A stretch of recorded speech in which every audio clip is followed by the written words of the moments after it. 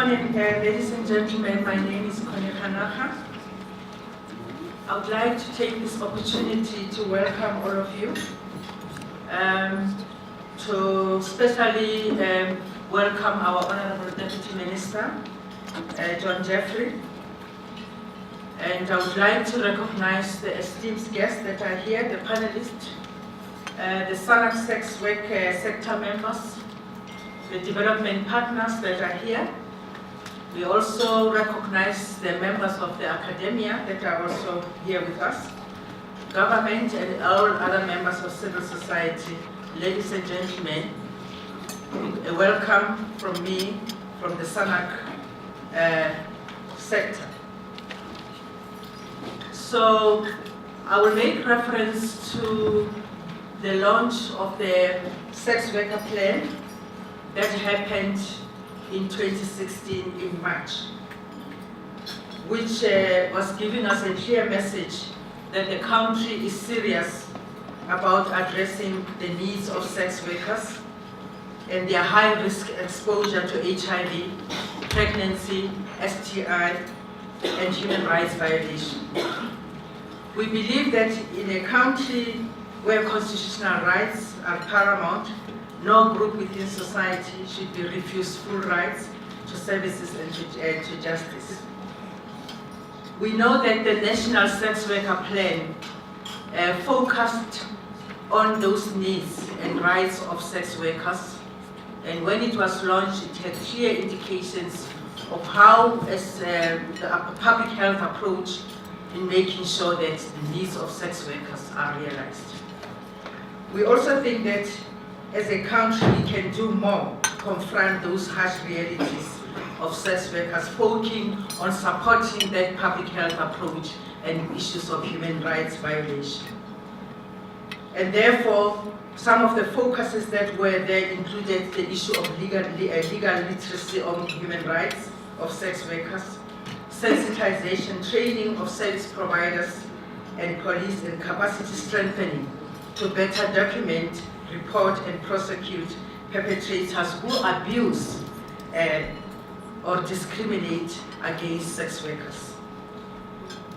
SANAC will continue to make sure that we use some of these dialogues so that we can debate around these issues, so that we all have an understanding of where we should be, what we should be doing as a country, so that we at the end can be able to reach consensus. So we see this dialogue as an opportunity to have a debate and a discussion around those issues of law reform and to bring stakeholders together to engage meaningfully on realities of what we are facing as a country around sex work and the environment in which they find themselves. It is for this reason that we have Mail Guardian supporting us as getting that dialogue in place. We are also reminded of the urgency of response from government to ensure that we can address those issues that they have raised about issues of condoms, lubricants, antiretroviral treatment of other commodities that they have been confronted with, so that they can be able to be given those opportunities on a public health approach to be able to address and see the issue of sex work as a threat. If we don't address those risk issues, then they become a threat to the HIV response. So SANAC will continue to work with the SANAC sex work sector to advocate for an environment that will enable us to fully and efficiently implement the National Sex Worker Plan and achieve those goals that are entrenched in the National Strategic Plan, HIV and TB and STI.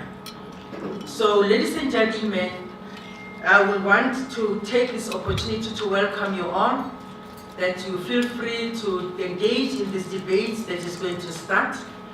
And we have our esteemed facilitator, moderator, Mia Milan, and I will hand over to her so that she can be able to take us through this day. Thank you very much.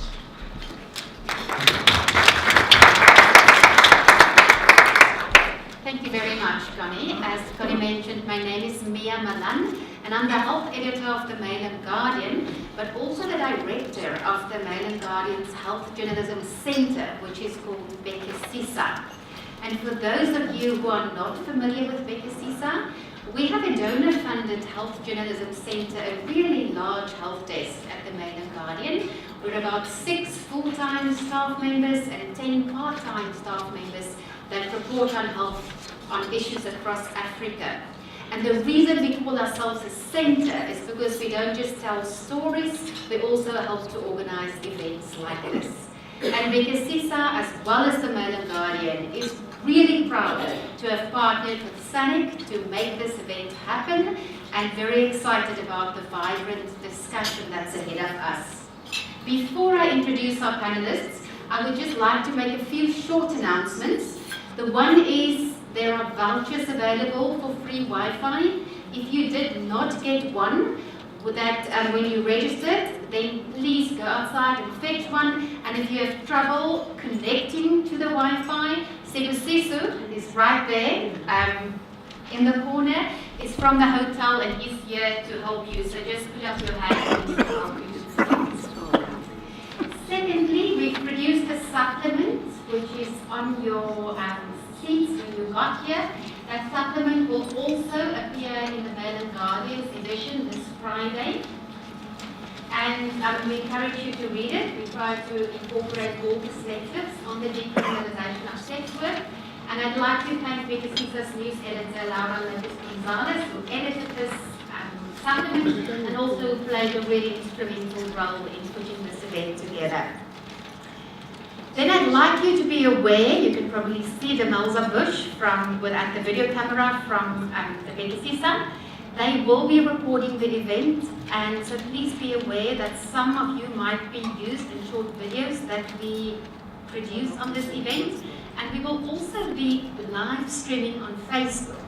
And if you're interested in tweeting that link, you can go to our Twitter handle, which is @Bhekisisa_MG.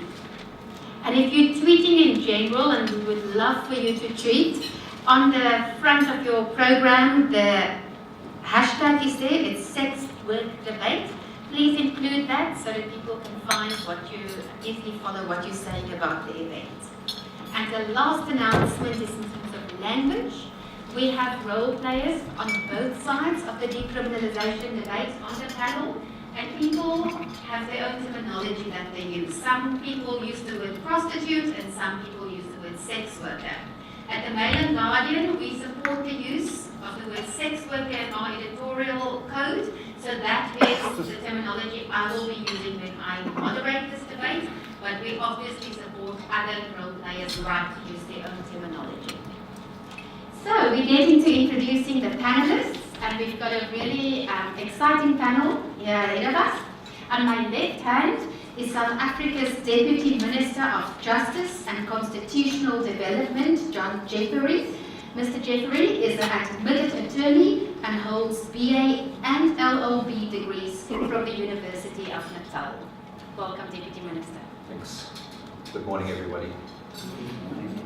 Then we have Nosiko Vajima, who is a member of the Sesonke sex worker movement, and she also co-chaired the SANIC Technical Working Group in 2015, which led to the development of the South African National Sex Worker HIV Plan for 2016 to 2019. And Nosiko also works as the Human Rights and Lobbying Officer at the Sex Worker Education and Advocacy Task Force SWET, but she's here in the capacity of co-chairing the SANIC committee and also as a voice for the Sesonke sex worker movement. Thank you, and good morning, everybody.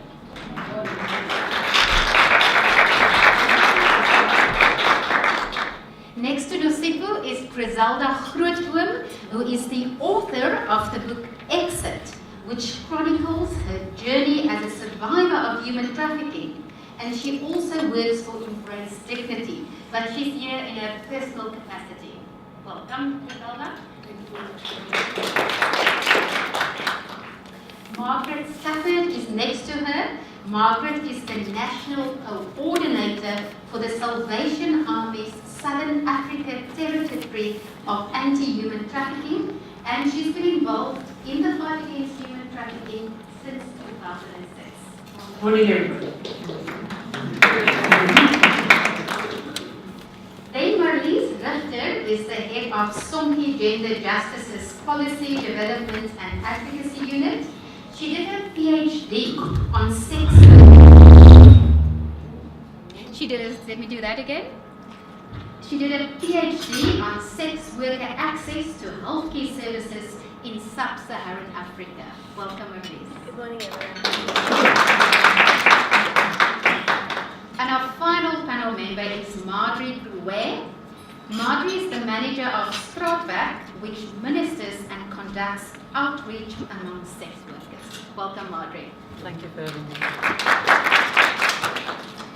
So, how we're going to start off is I'm going to ask each panelist a very specific question, and they'll get 5 minutes to respond to that question.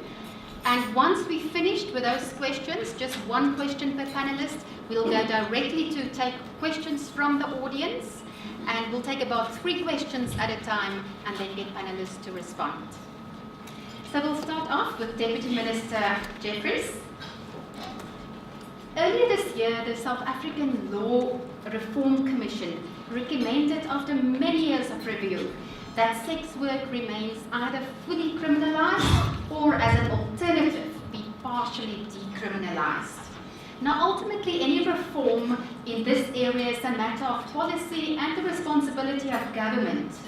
So I would like to know from you, now that the Commission has released its report, what are some of the considerations that government will take into account in choosing the final optional model?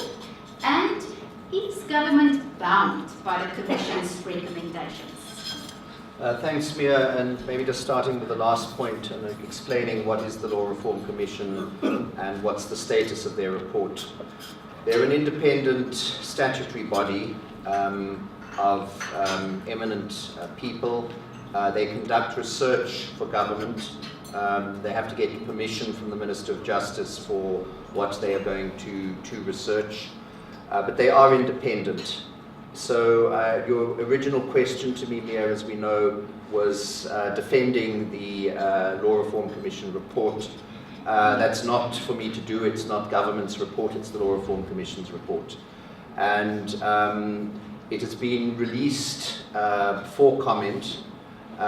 We feel as government that the issue it's a very important issue, but it's also a very complex issue. It's not as simple as simply saying, okay, decriminalise. If you look at other countries across the world, they're grappling, many of them, with the issues as well. A number of them moving from full decriminalisation to more tighter provisions. We've got to look at what is best for South Africa, given our own conditions. Porous borders, high unemployment, depressed economy, those kinds of issues. We've got to look at the capacity of the police, the problems that other countries have raised, that decriminalisation can lead to an increase in human trafficking, in drug use, in criminality. So those are all factors that will need to be looked at. We would have to, and we obviously want to hear from the public. The original intention when the report was released, or when the report was going to be released, was for government to have a position, but when there were discussions within Cabinet, there was a range of views from continued criminalisation to decriminalisation. So, and it wasn't possible to come up with a one unified view. So it's out there for public participation. The plea I would make is, let's have a rational debate on the matter. I know there's a lot of emotions on the issue, but let's debate the substance. It was unfortunate when the Law Reform Commission report came out that rather than engagement on the content, I don't know how many people here have read the report, but rather than engagement on the content, there were attacks on individual commissioners, on the main researcher. There were allegations that government released the report so that it could be part of government's response on gender-based violence, which was definitely not the case. So we need a rational and an open debate. We have to take into account, there was, I'm not sure if everybody is aware, Errol Naidu was invited and had agreed to be part of the panel. 2 members of the panel objected to his presence, and on the basis of homophobic comments that he had made, and he then withdrew, or they were threatening to withdraw, he then withdrew. I think that's unfortunate. I don't agree at all with Errol Naidu's views on homosexuality, but the religious sector is an important constituency. There's a large number of people. I've had to go with the hate crimes and hate speech bill to engage with religious groups, and they're a large sector. They also need to be heard. So we need an open and we need a rational debate on the issue. That would be my appeal. Mr. Jeffries, just on the second question, once this process of the Commission is completed with public comments and they have a the entire process is completed, are you bound? How bound are you? No, sorry, we're not bound. I thought that was implied, but we're not bound to accept the report. The Commission has completed its work. They've produced their report. It's now for government to decide what approach to take on the matter. Thank you very much. Let's move on to Nosipu. Nosipu, you represented the voices of sex workers in the development of the National Sex Worker HIV Plan. You believe sex work should be fully decriminalised. Why? It is not just a view coming from myself only. So I represented as a part of the Sisonke sex workers movement. Can you hear it? Yeah, sorry, can you just let me EQ you as you speak? Okay.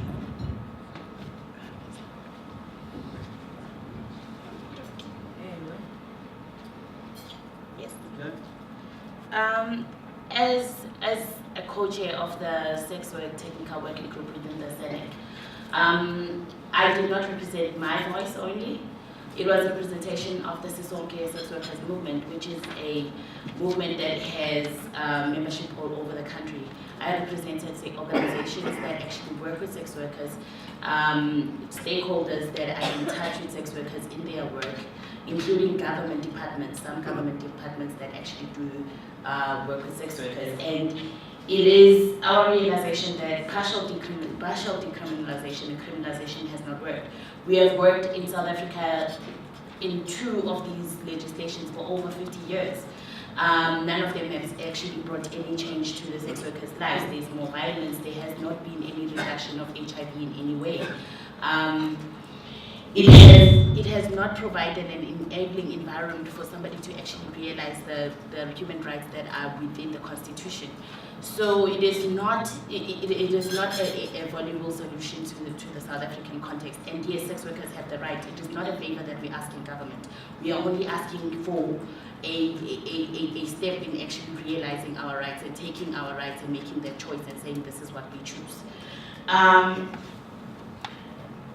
When we talk about an enabling environment, we're talking about an environment that does not do what partial decriminalization does, which is not go that far, which is enabling for labor laws. We're asking for labor laws. We're asking for people that are owning brothels to be able to put sex workers in a space that is safe, where sex workers can access their maternity leave. We are asking for these spaces to be able to be organized by sex workers themselves instead of having gatekeepers.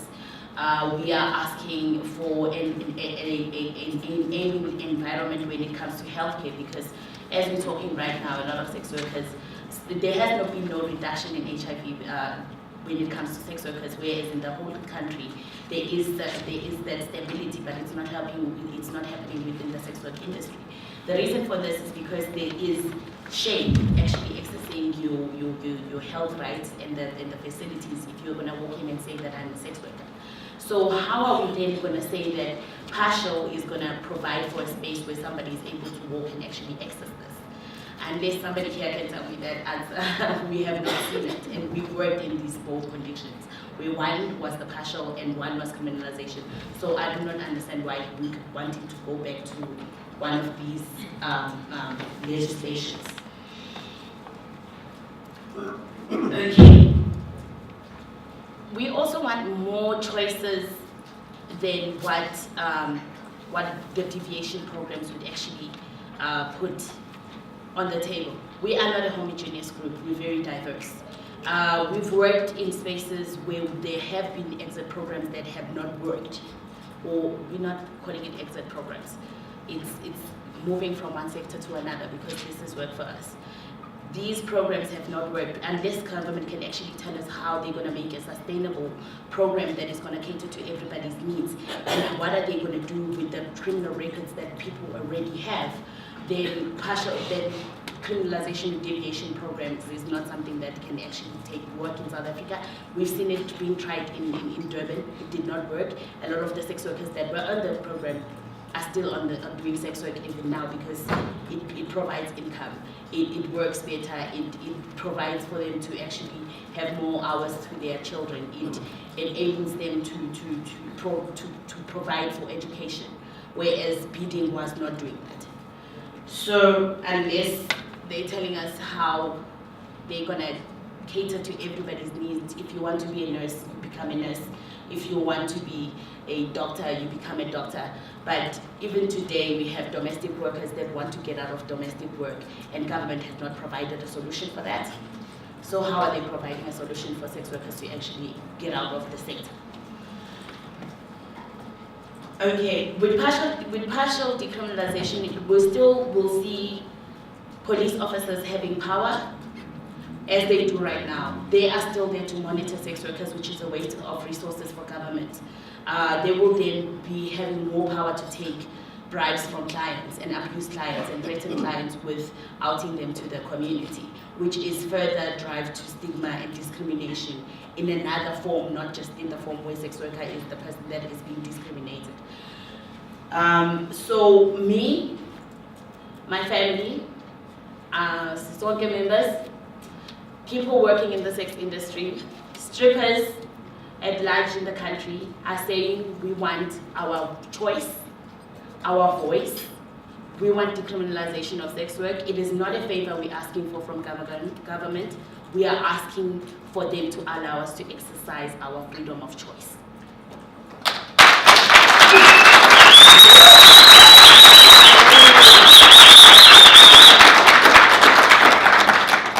Thank you very much, Nosipu. We move on to Griselda Groenboom now. Griselda, you've got an opposite view. You argue that sex work should not only be fully criminalized, but it should be ended or abolished. Why? I speak on behalf of a survivor, and not just a survivor of human trafficking, but also coming from prostitution for more years than being stuck in a room.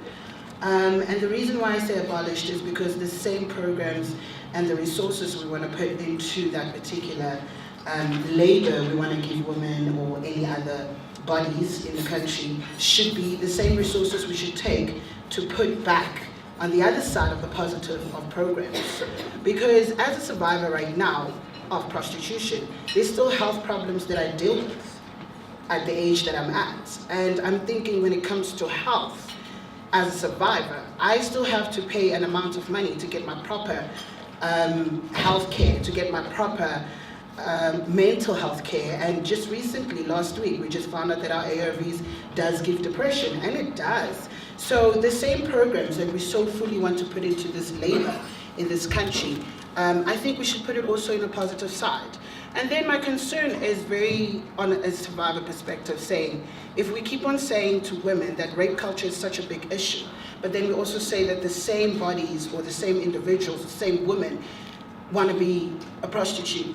And we know what prostitute women go on every day in the road or in the streets. They go through violence, they go through substance abuse, they go through drug abuse. And we say, please don't rape us, but do buy us. And I'm thinking the buyer is looking at us and thinking, wow, what a discussion. But anyway, I still win. Because the buyer is the one that buys the woman. It puts the woman or the body into a vulnerable space. Whatever space that body comes from a vulnerable space of social issues, social economic issues, mental issues. So every choice that is made by a prostitute that you see on the street, it's a social problem. So can we deal with those issues from the grounds and saying, but you know, I'm doing this because of this, I'm doing this because of that. Can government step in and give me the program to do nursing, give me a program to do hair salon, instead of taking it all the way back and back and back and back? Because all these factors of saying, oh no, we can't deal with this issue, we can't deal with this kind of particular labor for our young generation, but also we're saying, you know, we can't deal with the rape culture cases, we can't deal with the human trafficking cases. And I mean, with our human trafficking cases, literally, it is something that we need to know if that case really, there was an under 18, really was she brought in by a recruiter. And the recruiter is always a pimp.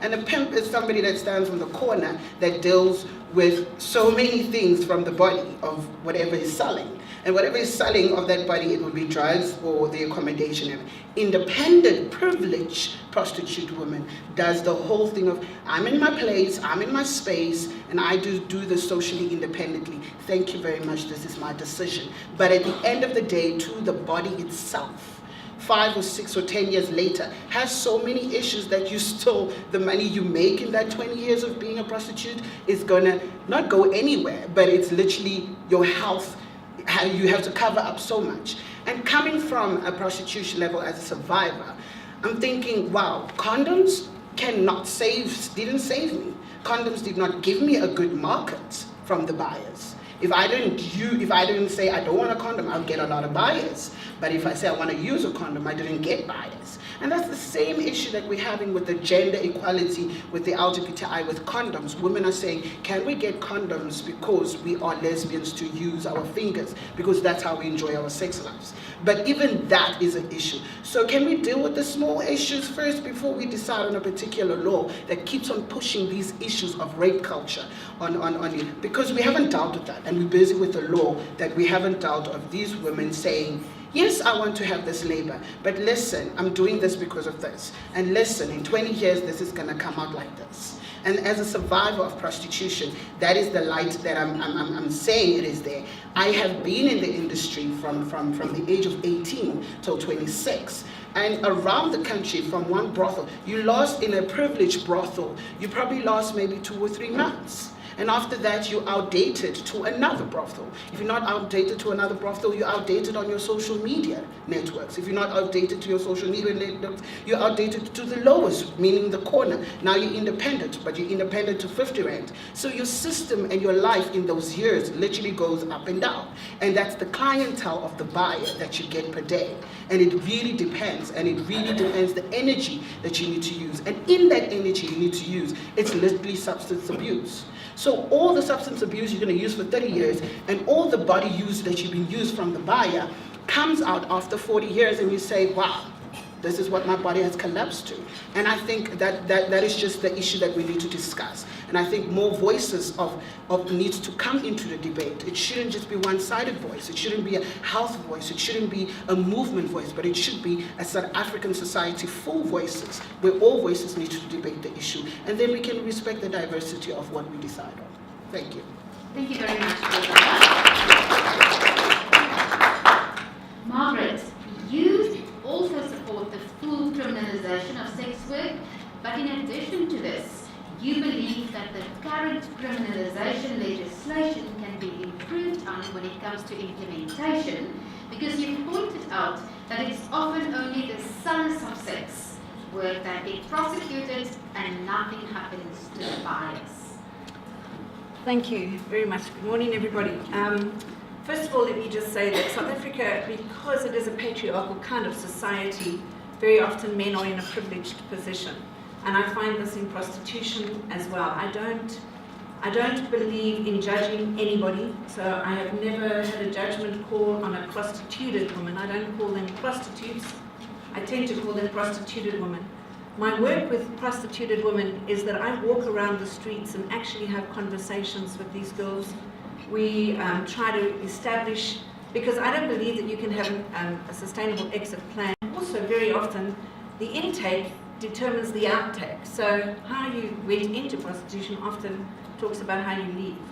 But one thing that I have discovered, even in helping prostituted women out of prostitution, has been that buyers just simply get away with it on more than one occasion, in fact every occasion. There was a young lady in our shelter. She was what we call a bait prostitute. She was standing on street corners. Young men would approach her. She would take them to her house. And there, just before they were about to do anything, and usually he was in a state of undress, she was always in a state of undress, then her husband or boyfriend would arrive suddenly, and she would say to the guy, oh, you better go, he's going to beat you up, and all the rest of it. He then gets in his car, goes, but by that time she's, of course, stolen quite a few things from this victim. And then what happened was this buyer of this young lady then went to court and took her to court for stealing from him. So I'm thinking, here's a buyer, and it's all about money. That's why I wrote this 50 rands. Not that I'm rich or anything, but it's all about money. We're talking about prostitution, we're talking about law, but really, we're talking about money.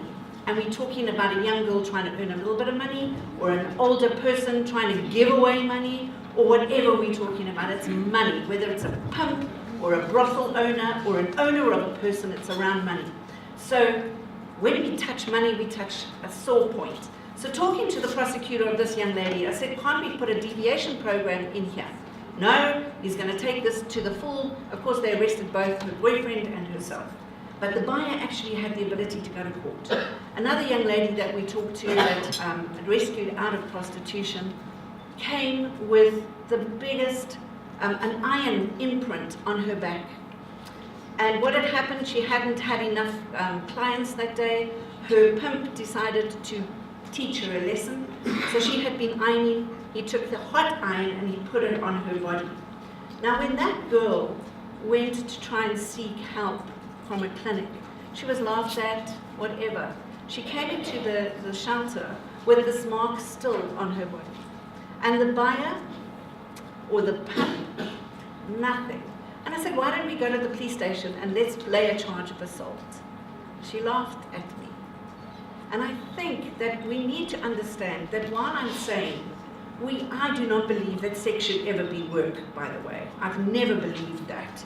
I've never believed that we should have to pay for sex when it's such a beautiful thing, and I believe God created.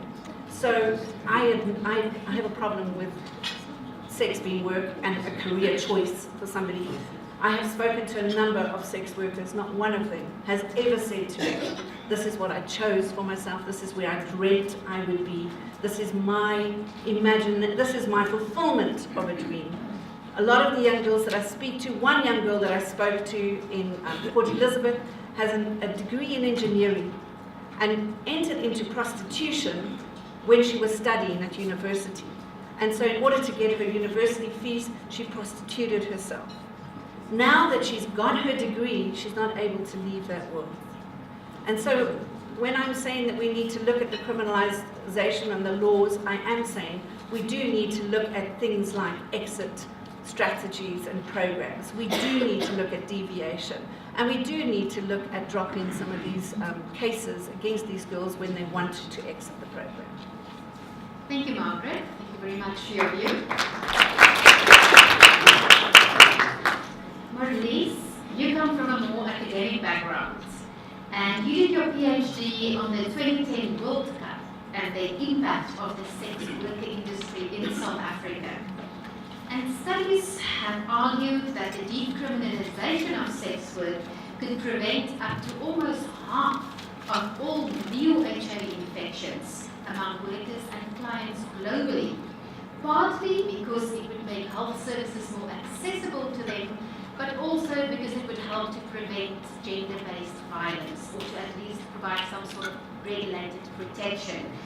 Do you agree with this? Mia, I do, and I think the majority of the medical fraternity would as well, on the evidence that's available on the decriminalisation of sex work. The study that you mentioned is a study that was published in the Lancet in 2015 by Shannon and colleagues, and it was a modelling a modelling exercise that looked at the different interventions that we can have on HIV and what the impact of these would be. What Shannon and colleagues found is that the decriminalisation of sex work, where you remove the criminal law from adult consensual sex, would reduce HIV infections amongst female sex workers and their clients in the next decade by a half or by a third, between a third and a half, which is staggering. That is much more than the ARV rollout program would have, the impact on the prevention of HIV on sex workers. And I think the study points to the impact of the criminal law, specifically on the vulnerability of sex workers that I see in three main themes around sex worker access to healthcare services, where sex workers often report not being helped by healthcare workers because of the prejudice that healthcare workers hold. Secondly, we know the skewed power relationships between generally female clients and female sex workers and male clients, and how the criminal law makes it even harder for sex workers to negotiate safer sex. The third theme is around the high levels of violence that sex workers experience.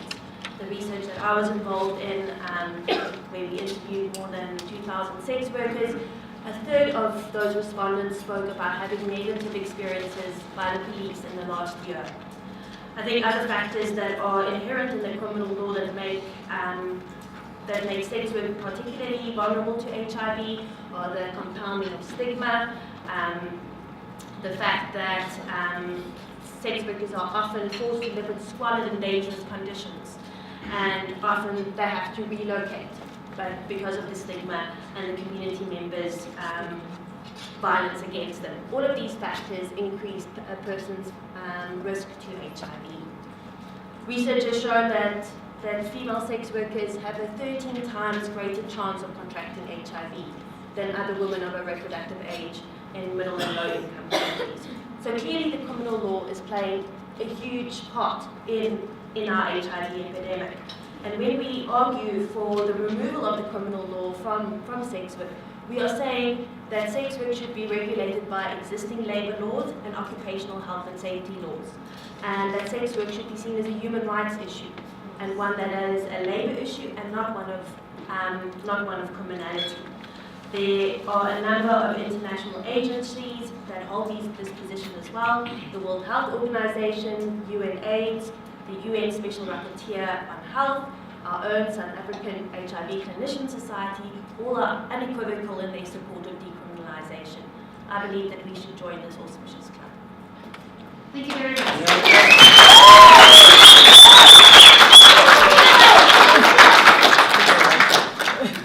Marjorie, you are final panelist, and you work with sex workers through outreach programs, and you also walk a journey with them when they would like to exit sex work. From this perspective, and based on your interactions with sex workers, what is your opinion on the legislation? Well, you beautiful people, it's a privilege being here. I just want to also define, we don't use the word prostitute.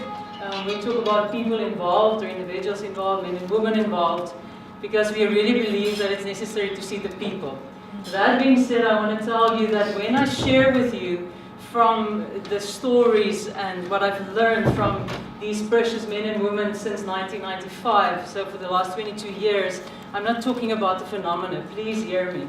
I'm talking about people. Also, I'm not talking about an individual saying something. I'm talking about patterns that we see. So starting on this, the summary would be that we want to say that for everybody, there is a great, brilliant plan, and we do not believe that that is prostitution. And we believe that there should be an end, and that there can be an end to prostitution that degrades people who are beautifully made. And because of that, we stand for full criminalization. And there's basically 2 points. The first one is what prostitution does to people, and then the second one is to say, to talk about people who have exited and that experience. So firstly, the damage. The damage of prostitution is intrinsic in the act, physically and psychologically. So we can try to reduce the harm, or we can try to do damage control, but we cannot take it away. And that is what people repeatedly said to us, but also lived in front of us, how you see the downward spiral that people get involved in. At the root of prostitution, and again, I'm not talking about the phenomena, I'm talking about our people. There's traumatization and there's deprivation. Now, you know, it seems to me, when I listen to their stories, that some of our dear people involved in prostitution are willing to be traumatized further so they don't feel deprived anymore. And we're saying there's a way that people don't have to be deprived without further getting damaged. And that is a responsibility, and that is a right that they have. Once people have entered prostitution, it is so difficult to exit. How many times people have said, Marjorie, by that year I'll be out, or I'm going to do this and that's going to help me. And then they don't, because they're stuck, because that's part of the nature of prostitution. You know, I remember one lady that was so ready to exit, and she desired that. And at the moment of leaving a beautiful plan that was ready for her, she suddenly, out of the blue, just told me about the trauma of her childhood. As if somehow she can connect that her trauma and her being here and her continuing is actually only one story. And we know that out of this flows, because of the psychological trauma, there's so much substance abuse. And that opens people up to so many things. And you know, it's very difficult to think like you would have thought if you weren't using those substances, just trying to survive that very setting. So as we said earlier, it's just a downward spiral, people physically, emotionally, socially, in so many ways, just getting damaged. And then I want to shortly, the voices of those who have exited, you know, that's a different voice.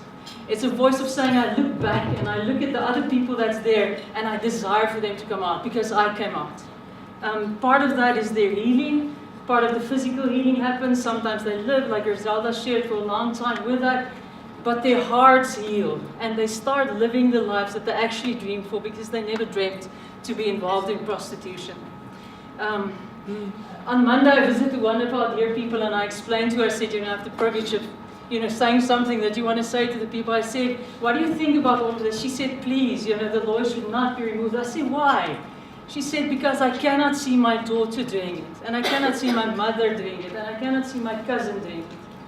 And you cannot see anybody you love doing that and smiling at that because you see the damage that it does. So we're saying that prostitution needs to be abolished. And people, the precious people that's involved in it, needs to exit so that they can be loved back to life. And you know what? We all need them. We who are the community of love we need each other. And there's hope because we're made for plan. And there's a bigger love. Thank you. Thank you, Margaret.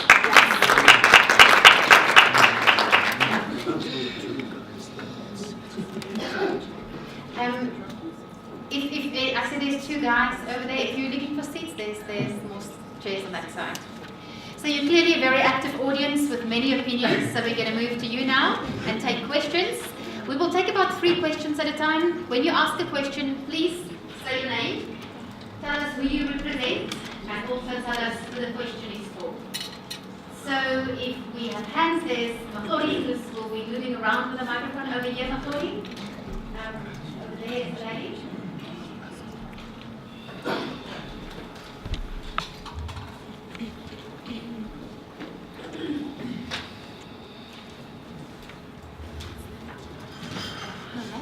Hi, my name is Tina Nisila. I'm working on a project on sex work for adverts journalism. My question to the Deputy Minister, just firstly, why you call this an emotional issue? I think a lot of legislation is emotional, and sometimes I think some of the emotions come from a wink-wink, nudge-nudge sort of attitude. But then just with relation to what you said, that there's been an increase in human trafficking after the decriminalisation. Can you just point to which example you're talking about? Because to my knowledge, New Zealand has actually lowered, it's actually gone to almost 0. Thank you. Thank you very much. Another question over there, Mahlori.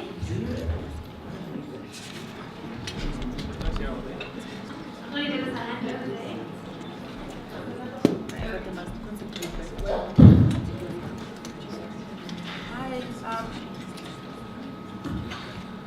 Hi, my name is Dr. Dlalemo Fugela. and I'm representing the Sexual and Reproductive Justice Coalition of South Africa.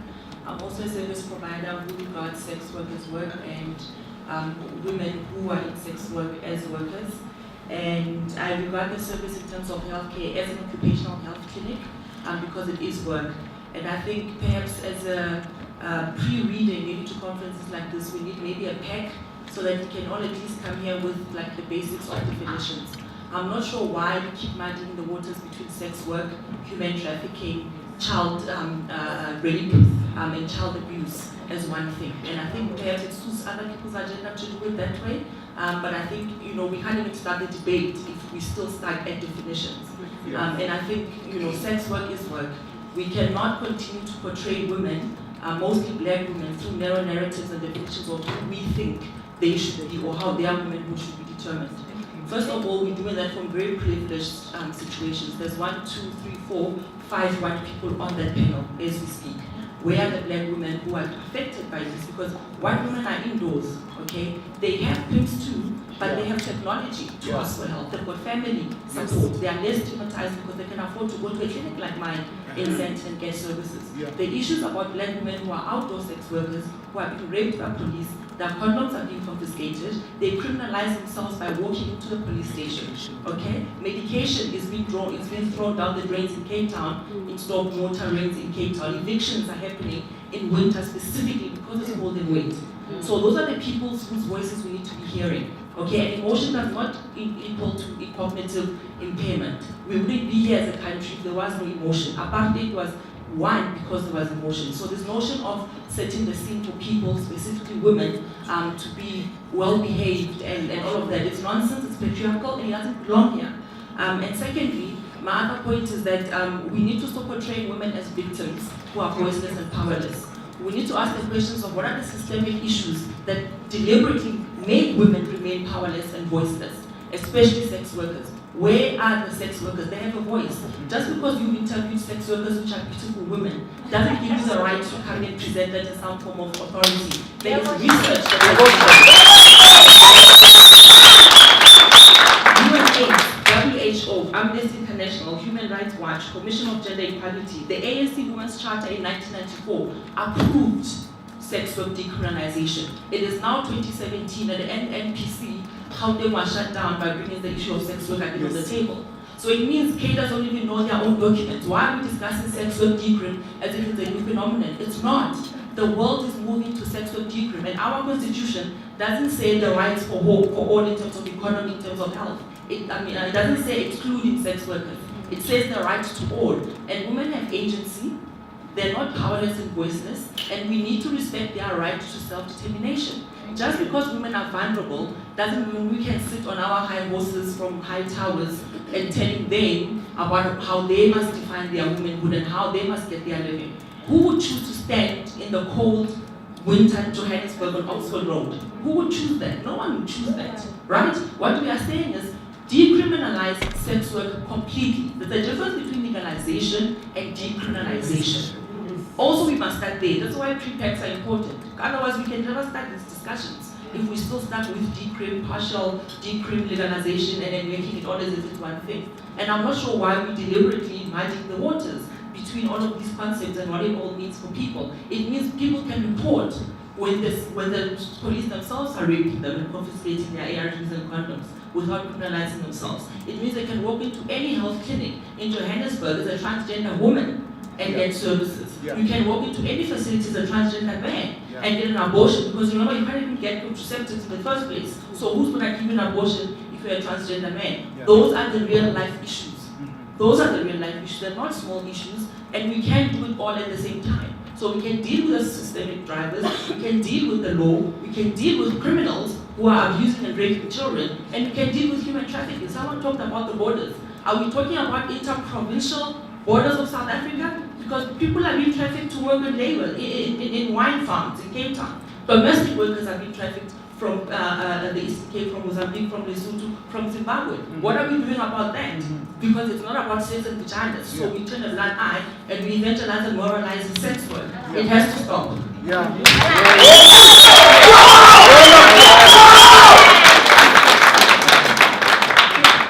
I can see you would like to respond. I'm going to give you a chance. I just want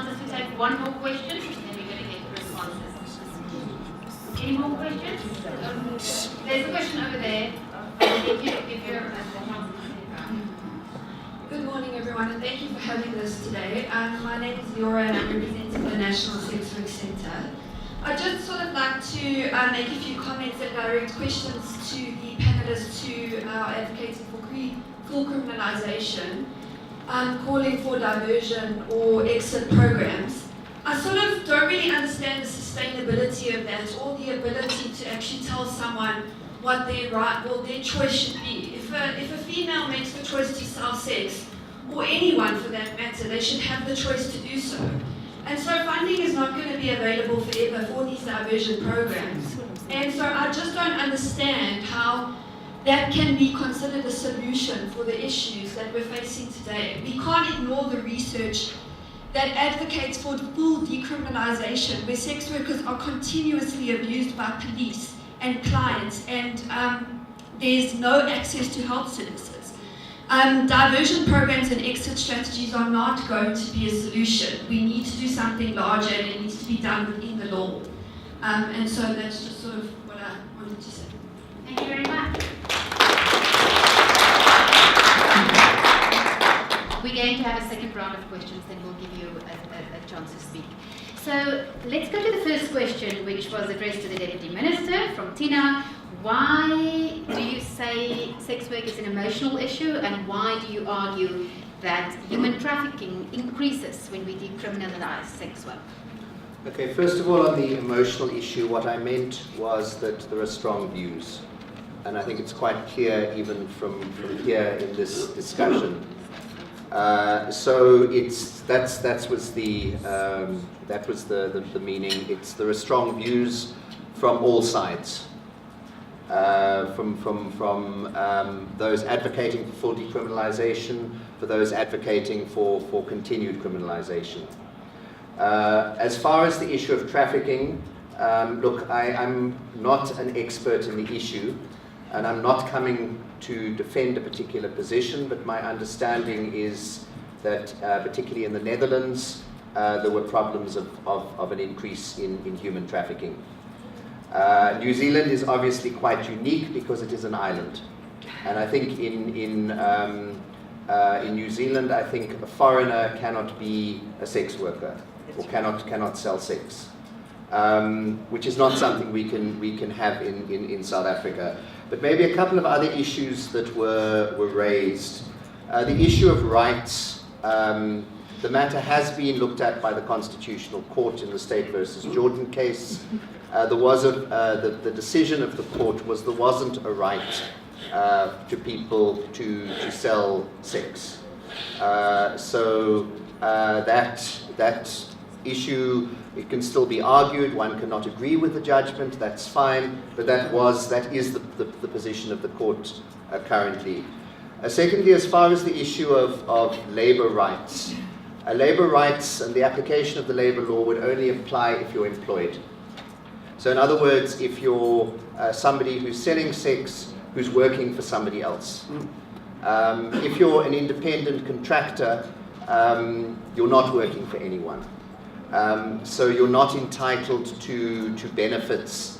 So that's something I think that also just needs to be cleared up. Let me leave it at that for now. Thanks. I would just like us to move on to the second and third questions that I know you want to respond on, and I know the Deputy Minister has partly touched on that. But the comment from Helen and also from the third person who asked the question addressed very much the issue that they argue that why should women always be seen as victims? Why is it unimaginable that someone could choose to be a sex worker and see it as a legitimate form of employment? Particularly also where are the rights of black women? Would you like to comment, Griselda? With the black child and the black woman with health in this country, the implementation system of it is not even full. Because yes, there's research on the other side of this particular labor that needs to take place in our country, but I also worry with the health department. Are their agenda not all about, no, we need to make more medicine, let's continue with medicine, let's go on with medicine, let's give African women medicine, but what about their futures and their lives? Because when I take ARVs, I feel miserable. And how does that help me as a black child?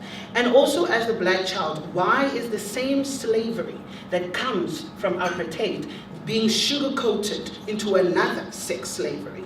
And yes, human trafficking is a very close link to prostitution, because the person you find on the street, do you know how they got there? Do you know why they got there? Do you know the reason they got there? And a lot of condoms does end up in your vaginas when you have at least about 20 customers a day. The black child should not have this option from the same slavery of apartheid that, listen, you deserve to be a domestic worker, you deserve to be that. Hey, we have 1994. Everybody has rights of freedom, but rights of freedom according to keep the country and everybody into a dignified way. And is the dignified way to the same slavery of a young woman or young man or anybody to decide to sell their body to at least 20 men a day? And how does the health, one particular health system that you have is only condoms and ARVs? How many holes do I have on my body that needs to take up 20 men? Are you going to help me with my dentist checkup with all the sperms that I swallow? Are you going to help me with the cancer I get? So that particular thing, I'm worried about the black child, and the language is not transparent. We have incredible academic words. We have incredible, beautiful words to talk about health, but we don't have the real core reasons of the young people that's on the street in Kailicha, in Pietermaritzburg. Our borders of human trafficking, it's not just human trafficking. It has always been there. It's always been there, but it's been sugar-coated around a health reason.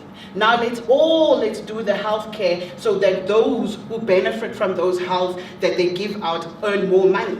And those that comes from the sex trade, that in sex slavery, they make our black child become a sex slave, from being apartheid to a sex slave.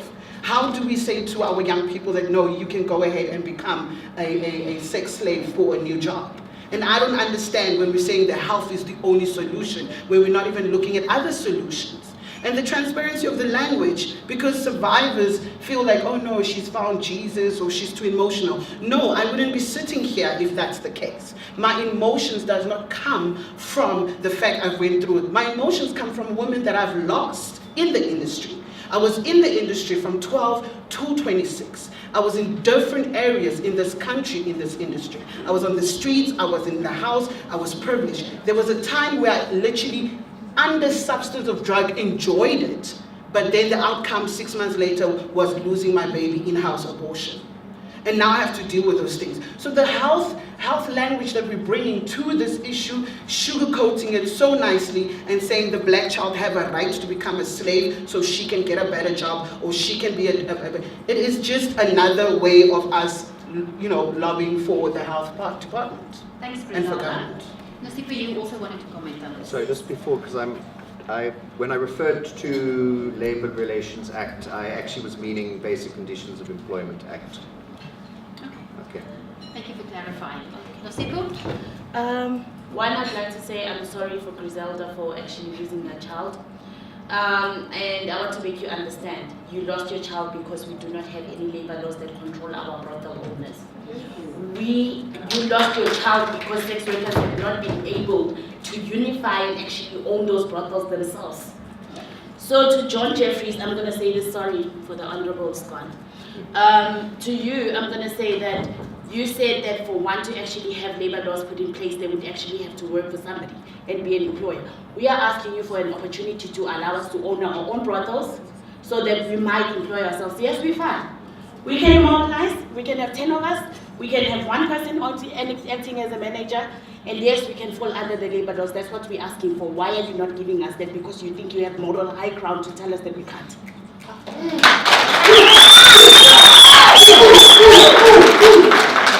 We are in a South Africa that has had people sell their bodies for mine work illegally, and people have applauded it and said it's okay. We are in a country where people have fought to actually be on the racing courses and trained so that their bodies reach breaking point. Who are we to say whose body is supposed to break and whose body is not supposed to break?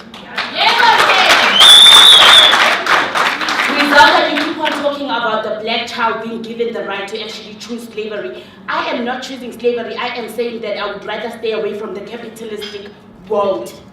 I am saying that employment in South Africa has not offered me as a black woman a choice to actually be an owner of my own business, and I'm taking that into my own hand.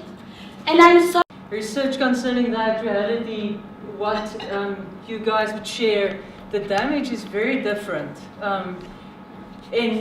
in one's inner being, whether it's prostitution and such an intimate violence of your body.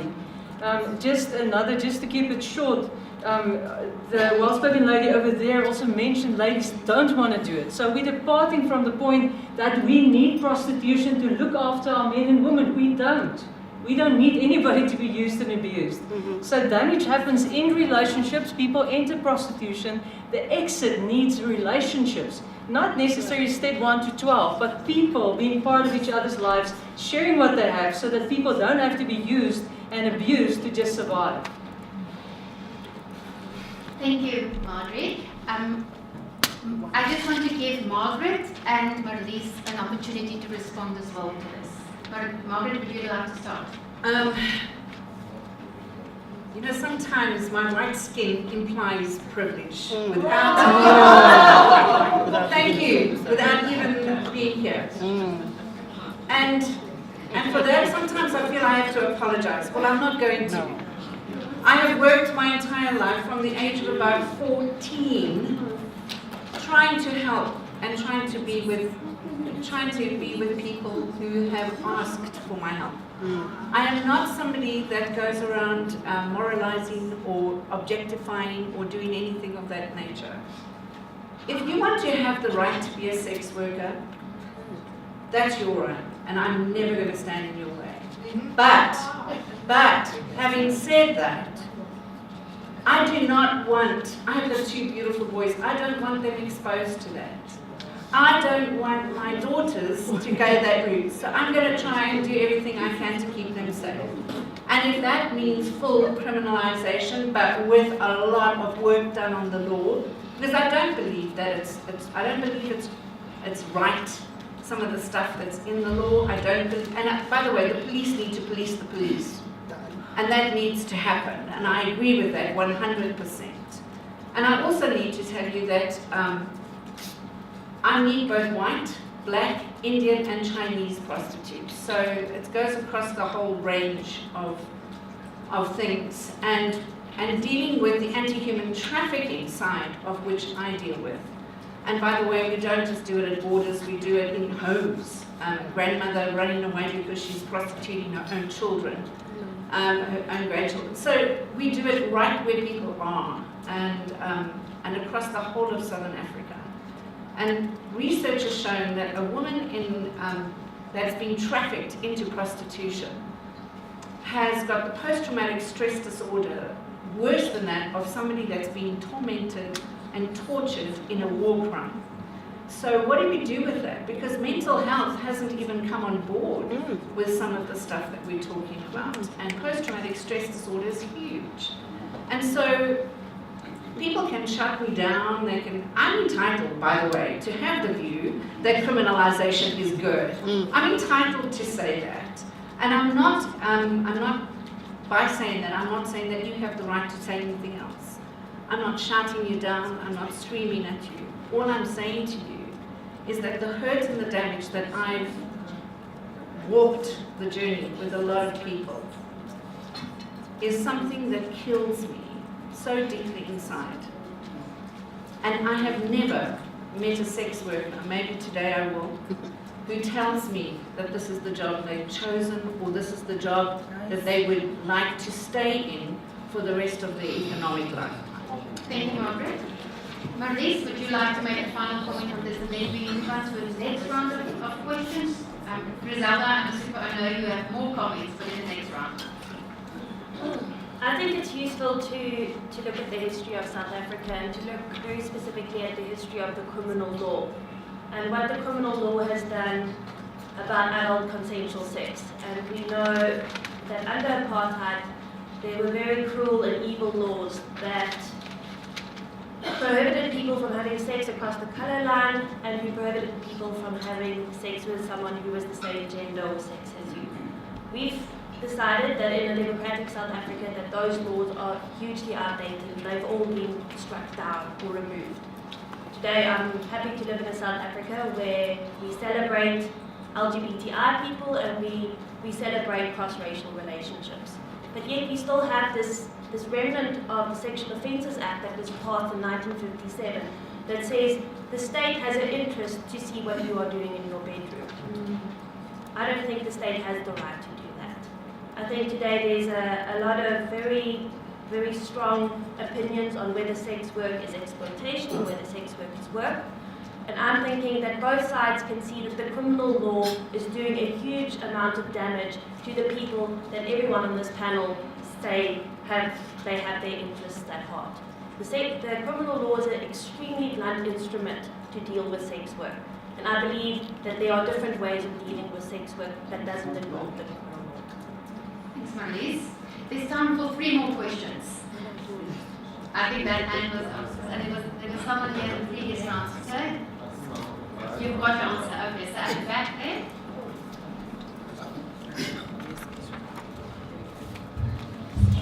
My name is Katla Horasi. I represent the sex worker sector as a leader. Remember, we recognize the impact of the psychological that happened to sex workers. That one we recognize as sex workers. But it goes to, I want you to know, marriage. Do you know, for the past 60 years in South Africa, when it comes to the South African context of that criminalization has a head on sex workers, I'm telling you, you're in a safe space to be saying the things that you're saying because you're actually saying, let there be war on sex workers. You wouldn't say the things that you just said by saying that we should continue to be criminalized in South Africa. Go to Soweto and sit in a panel like this. This room will be on fire. You are in a very academic area where you are safe to say those things. You're talking that we must be continually be murdered. We must continue to be arrested, whereby even in court, they cannot bring evidence, they cannot bring proof that one was engaged into a sex work act, as they say. But I'm saying, if you are to understand through the South African context, what does criminalization has heard since 1957, Mama, you're gonna run for your life.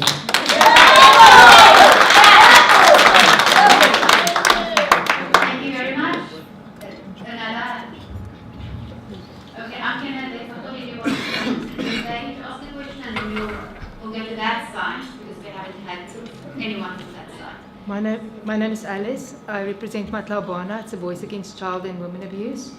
I'm going on the opposite side for the debate because, Nasipa, you mentioned something about the plans or the strategies in place for the women to get off the street, because I'm pro-criminalisation. I would love these women to get a job and get off the street and we can have a normal South Africa. So I want Margie to answer us because I know there's wonderful plans in place and these women can get off the street. And then Honourable Jeffrey, what is the state doing to help these people to get off the street? And because I know the private sector is doing a lot to help them. But shouldn't the debate be about how to get the people off the street and how to get them in better working conditions? Thank you, Alice. And then we have a question on that side. Good morning, everyone. Good morning. I'm Mabuza from the National Sisonke National Movement. My question again goes to Deputy Minister Jeffries. So I'm questioning because when you spoke, you stated that in order for one to be, if you are not employed by somebody, you are not recognized by the law. Yet we have a constitution of this country say that the Constitution of the Republic of South Africa is the supreme law of the land. Any law or conduct which is inconsistent with it should be declared invalid. And yet we've got Section 22, which says that everybody has the freedom to trade. And it doesn't state that what kind of trade anybody should engage in. So why is these social sex workers discriminated in terms of the Constitution? Why we claim that we are a democratic state that protects our equality, human dignity, and freedom? So where is the freedom, equality, and freedom in terms of the Constitution, if the state, deny these women to start their own business, so is it allowed that you're not allowed to start your own business unless you have to be hired by anybody in order for one to start a business? So I would be happy if I can get clarity in terms of that statement that you said. Thank you. Let's start with the first question. Griselda, I can see you would like to respond. It's to the person from the sex worker sector, related to psychological impact and also how people are. I would say, when you talk about war, and who am I? I am the survivor that war heals, that was in it on the streets. You that has never been, but did research by word of mouth to wherever you meet on the streets, that gives you a title. Academically, you have according to the Constitution. But who am I to say that a young woman or any other body should not be into sex slavery? I am a survivor of such. And not a survivor from a privilege or non-privilege, but a survivor of being put in by the buyer, put in by the white privilege health department to say, no babe, you can do this, but at the end of the night, I'm still stuck with myself. To the gentleman at the back saying, if you had to go to Soweto and this would be war, listen, on a survivor perspective, yes, it's gonna be war. Because as a survivor, I'm not gonna make my country be a brothel.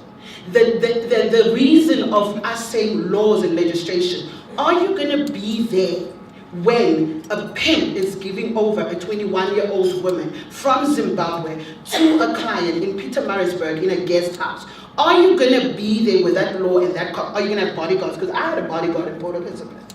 And if I did not do a service very well for the Port Elizabeth University when I was stripping and giving them sex, my bodyguard would beat me up because my madam told them. But my question is, your implementation that you are planning to do with this labor that you want to give to the country and turn it into brothel, how sure am I every second you're going to make sure that every labor work that will be done by a body to clients or the buyer, you're going to be there to make sure she gets a health? Because you can't even deal with health issues that's happening right now with TB. You can't even deal with health issues right now. Psychologically, I am crazy.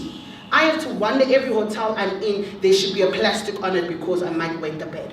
I have to wonder tomorrow morning my nose don't bleed because all the substance that I had to use so I can work for the next 8 or 10 hours. So psychologically, yes, it's on me. Yes, it's dealing with me as a survivor. I feel sorry for those who have to go in the same labor that the health department is asking for, but they're not even implementing the small issues of health in our country. TB is a big problem on TIC and drug use. Kids are coughing and they are dying at the age of 21, but the health department saying, we have the medication. Now you're bringing another health problem in the country, but not just that, turn the country into a brothel for foreigners to come and own a property, a land, to take the black child and make him a black slave. Because don't forget, the law in this country is still very much behind. And for us to worry about implementation in the next 4 or 5 years for this labor job thing that you guys call it's a job in a health level, it is not. And yes, on a survival level, I say it should be abolished. It should not even exist. Instead of it existing, it should be brought out of programs of getting them off. What do they want to do? Government needs to put resources, needs to put money into those women and those bodies' lives in every area. You that's privileged, that made it out from wherever when you started as a prostitute and now you are independent and happy for $350 without a condom and you're going to fix it with whatever, good for you. So, I said survivor. I'm speaking as survivor. So you as a researcher, be a researcher. I'm also titled to say what I know. Thank you, Griselda. I think let's move on to the deviation programs that have been raised now. Margaret, you do deviation programs? what programs have you got in May place? I just shortly answer that gentleman that addressed me? So the one thing is we're not calling for the criminalisation of people. We're calling for the criminalisation of an act that breaks people. At the same time, it was not the law that got our women and our men murdered and raped. It happened in prostitution. Prostitution was the grounds that it happened in, not the law. Concerning the diversion programs, you know how diverse, it comes up all the time.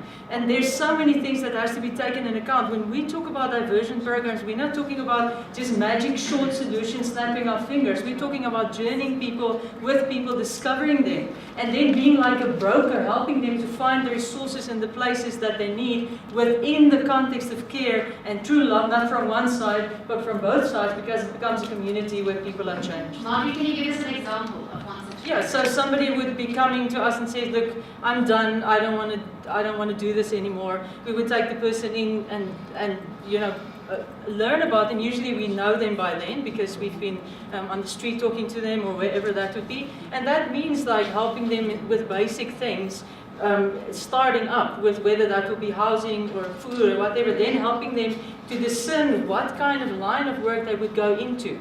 And looking at what is realistic in our context, and then looking at what the possibilities are. Even the medical part, it's small, it's also a snippet in that program. It's saying, this health system does help them when they go. Sometimes you have to go with, sometimes you have to help with the tests. But whatever it takes, like parents do. And not to say that people come out as children, we're just saying we're family that has to look after each other. Audience members, I see your hands. I just want Deputy Minister Jeffrey to tell us what programs does the state have in place and are they sufficient? Then we're going to come to you. Nosipos, you can go first about your program. So we have an estimation of 153,000 sex workers in South Africa, and within that same South Africa we have an unemployment rate that is almost half of the population, and we are talking about deviation programs for sex workers. At Sweti Sisonke, we actually had funds to put people in whatever qualification they wanted, and people went. People were excited. People got distinctions in their marks, and then when it came to time for actually people to go to practicals, the bomb hitters, they could not do a thing. We've tried to actually get expungement with Batabile on this, Honorable Batabile, because people had criminal records.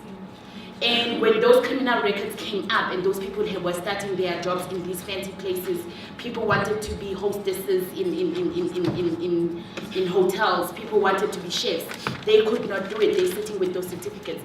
And we had a woman who, when Swet and Sisonke went to see the company, was able to carry on with these practicals, but then the stigma was so much that she could not change in the changing rooms and she had to actually drop out. What deviation programs are these people talking about? I'm tired of people talking about a journey. What journey? Tell me about the journey. Don't tell me about giving me 15,000 rand to start up a business. We have a problem in South Africa where people are asking for land right now, yes. We're asking for land, but then people are not realizing that before you actually talk about a deviation program or giving somebody something, you need to capacitate them, right? So this, journey, you're going to give this person 50,000 rand, you're going to give them an expertise in running that company. Are you going to make sure that you are there for the next 10 years to make sure that it actually gets to profit? Are you going to make sure that while you're giving them that 100,000 to take them to school, you're gonna sit with them through the process of going through courts for the expansion? Thank you, Nosipu. Deputy Minister Jeffrey, what do we do about those problems? Yeah. These people have criminal records, they can't find jobs. Look, I think that's something I'd like to engage more with Sonke on. I mean, the current the current law is that you can get your record expunged after 10 years. But which is an administrative process. So if you're saying, if Nosipo is saying, because she whispered, have you tried? So indicating that there's a problem. Let's engage on that. On the question of diversion, the difficulty, and actually, sorry to keep having to refer to Nosipo, I hope I'm not undermining your standing. But the problem is, as she says, South Africa has high unemployment. It's a general problem we've got to address as government. A lot of money is being put into education, and there's increasing pressure for more money in terms of tertiary education. So it is quite difficult to single out people selling sex for increasing their skills. It's one of the reasons why I don't like the Law Reform Commission recommendation on diversion, because effectively it will mean that you have to be well, there may be arguments from broader society saying that if I want to get into a diversion program, I've got to go and sell my body in order to do that. It's the same kind of argument used with where people complain about skills being given to people in prisons. So yes, it's an overall problem, but let's engage on how we can try and improve the skills of people who are selling their bodies for sex, who want to get out of it. And let's engage on the issue of the expungements.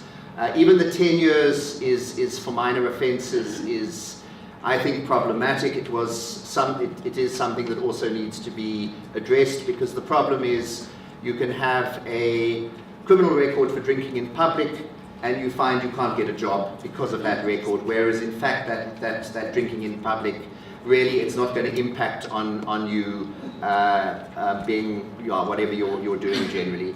So let's engage on those. On the last question, if I can just do it, the question of Section 22.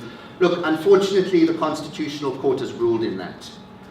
There was a lot of support on that. Read State versus Jordan on the whole issue. The Constitutional Court found that it wasn't unconstitutional to criminalize adult prostitution. So we can debate whether that's right or not, but that is the current standing of the court judgment. And then just lastly, because I see if I can, it came through Twitter from Sally Shackleton, the issue of has there been an increase in trafficking in the Netherlands? And I see she's attached on a tweet a Songcare fact sheet. Those are issues also that would be different research. There is an issue of why is Germany tightening up on its laws relating to the sale of sex. And it's because a large number or an increasing number of women in the brothels are foreigners from Eastern Europe. So I'm just raising it as something that we need from a policy perspective to look at as well. I mean, we have human trafficking in South Africa. We're not doing particularly well as the state, as the police, in terms of combating it and detecting it. So that's an issue of concern. And there are linkages that are generally being made. I mean, the British are looking at the whole issue of what they call, I think, prostitution. And they make points as it should be borne in mind that sex work is often linked to criminality, including trafficking, coercion, and illegal drugs. What was interesting, and this is why I'm again raising the point of the complexity of the debate, they say at this stage we're not recommending the adoption of any of the three broad models of a sex by a law, decriminalisation or legalisation, because the evidence base for any of these changes is not yet established. So it's again stressing the point of the complexity of the issue, and we need to ensure that when we take a position in South Africa, it is the best position for South Africa given its situation. The one other problem with diversion programs is the porous borders, that people can come in. We have a large number of immigrants from the rest of the continent who are effectively claimed to be refugees, but are effectively economic refugees. Yeah. We can't close our borders. So we've also got to look at them. And a lot of them of those people are involved in selling their bodies. What do we do to assist those people? I would like to give Marlies an opportunity if she wanted to respond to any of these. I see your hands. We have 5 minutes left. I would like to give Marlies an opportunity. I see your hand has been up very long. We'll go to you then and then we'll end. I think it's important to think about sex work as selling a service, not selling one's body.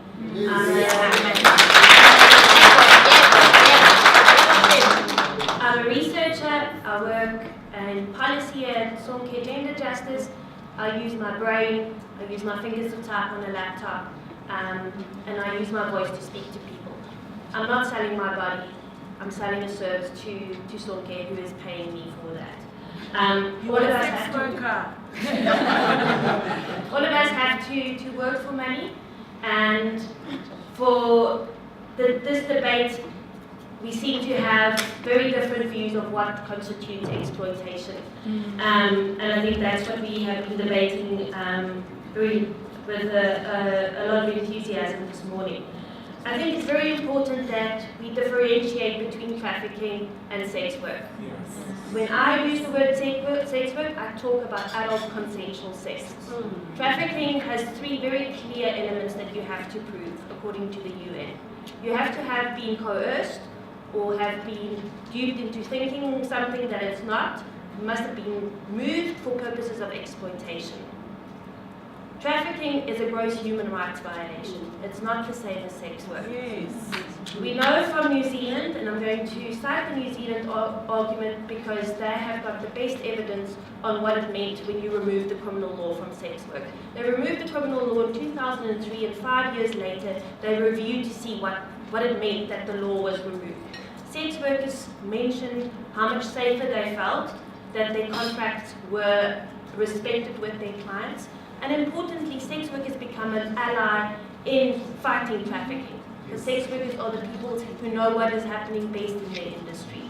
So when you decriminalise sex work, you are helping to identify cases of so-called child prostitution and trafficking. And I think that is very important in terms of the evidence that we are discussing. Thank you, Marilyn. We are running out of time. The woman over there in the pink jacket is definitely the winner of the hand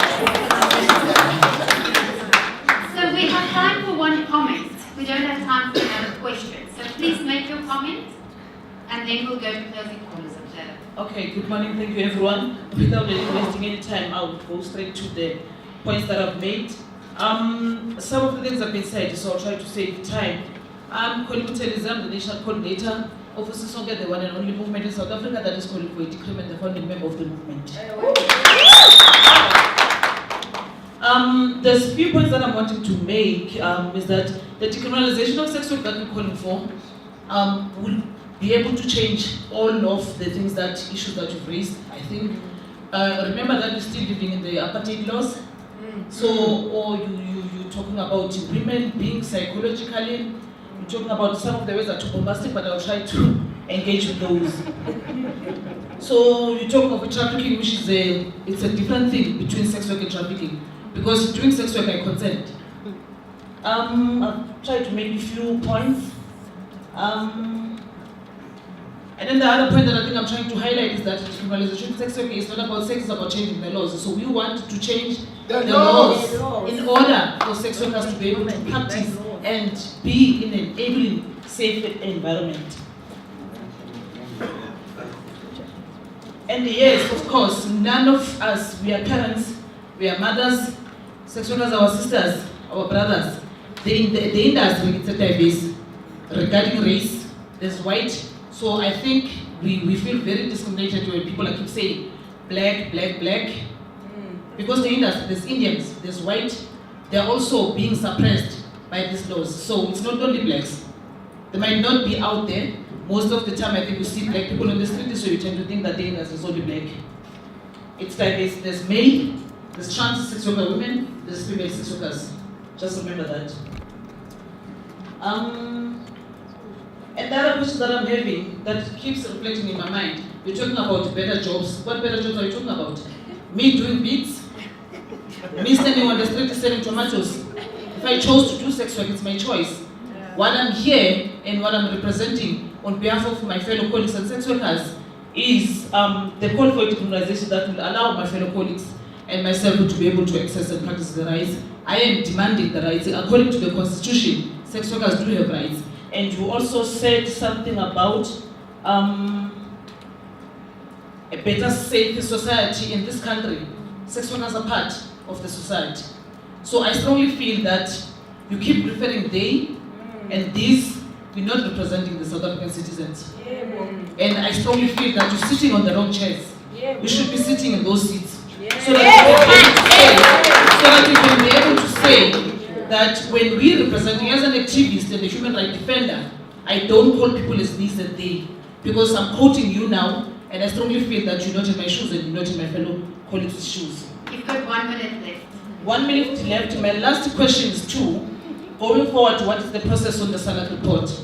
And in addition to that, I strongly feel we as sex workers in Sisonke, South African movement, we strongly feel that the sex workers were supposed to be consulted during this process, because this is about them. This is about sex workers. It's not about other people that are not selling sex. So we are the last people to be consulted. It was supposed to be sex workers consulted because this is about sex workers before it gets to be put into the public. Because if it is, the SALAC report is only recommending the partial and sex work stay criminalized, that means sex workers will suffer forever. And at times I feel that it's a waste of resources of the government.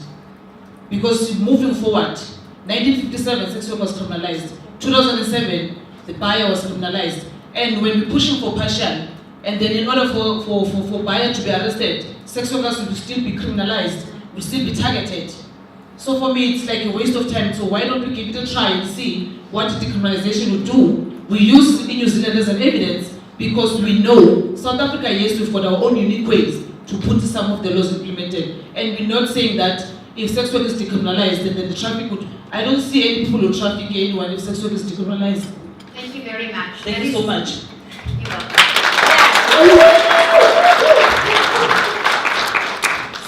But I'm going to ask each panelist to complete a sentence. And I would like to emphasize complete a sentence, not a paragraph. So the sentence is, the decriminalization of sex work is... Marjorie, we can start with you. Sure, that would keep from us the privilege of all standing together and creatively finding brilliant lives for everybody as God created us there. Thank you, Marjorie. Marlies? Decriminalisation is the law reform option that is based on evidence and will eradicate HR. Will be one of the first steps. Margaret? Decriminalisation, I think, reduces the perpetrators or the buyers and the sellers of prostitution, so much so that they lose their own identity. Griselda? Decriminalization causes more human trafficking, causes more rape culture, causes more abuse, causes more HIV, causes more economical problems in our country. Nasipo?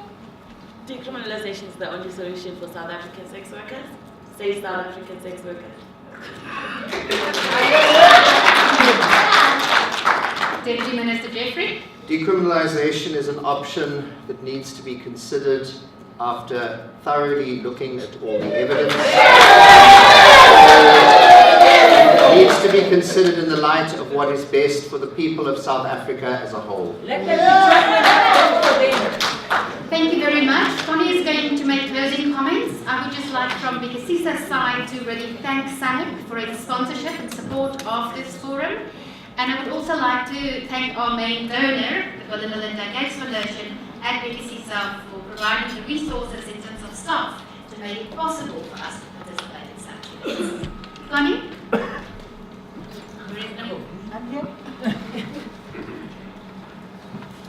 Thank you very much, all of you, for this exciting dialogue this morning, and thank you for the moderator who was so excellent in getting us all to be jacked up and talk our mind. I think we all agree that it was quite a very interesting dialogue, and it had to happen.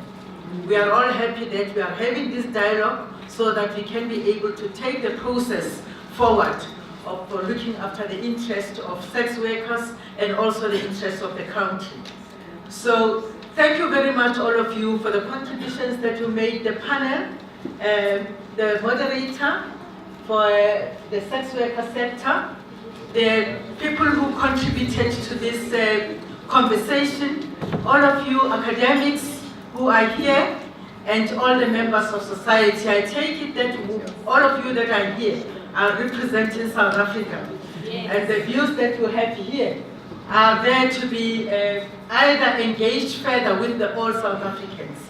I am saying my last way to say thank you very much, and it's now time for us to part ways. I hope that you will travel safely from wherever you come from, but I'm happy that we are all able to support this dialogue this morning. Thank you. Thank you, Mama.